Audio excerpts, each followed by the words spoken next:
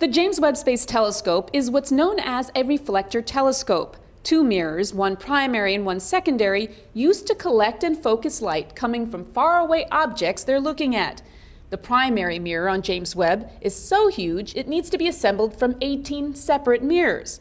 To find out more about these mirrors and how NASA is making sure they work as well in space as they do on the ground, we've come to the Marshall Space Flight Center in Huntsville, Alabama.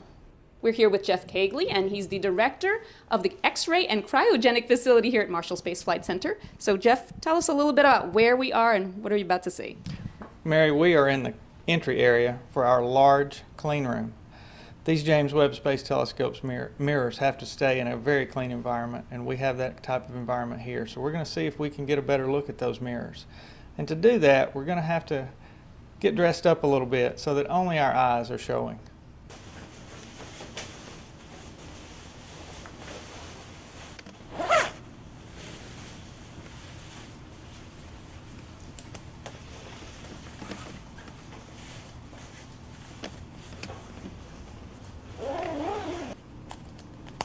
We're just about to pull the entire test stand assembly into the vacuum chamber with the 3 James Webb mirrors aboard.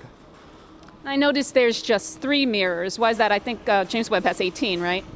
Right. The James Webb Telescope is made up of 18 mirrors. We're going to have each one of those mirrors come through here twice. Okay. The first time through, we actually measure the deformation as a function of temperature as we transition down to minus 400 degrees Fahrenheit. Okay.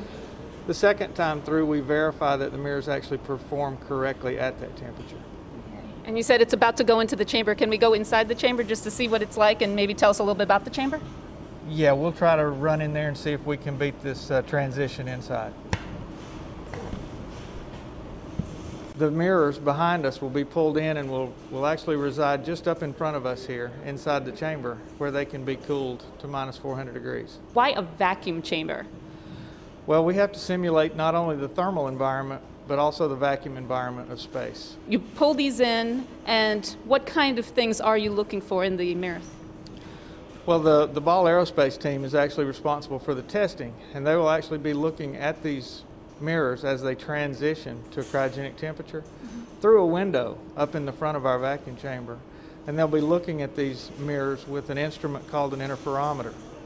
And that's going to give them a very detailed surface map of what that mirror looks like and how it deforms as a function of temperature. And my last question is, why is it so important to be so precise with these mirrors? Well, the primary mirror for a telescope is the part of the telescope that really matters. It's gathering all the light that ultimately gets focused on the instrument. And the larger and the better the mirrors are, the better the telescope is.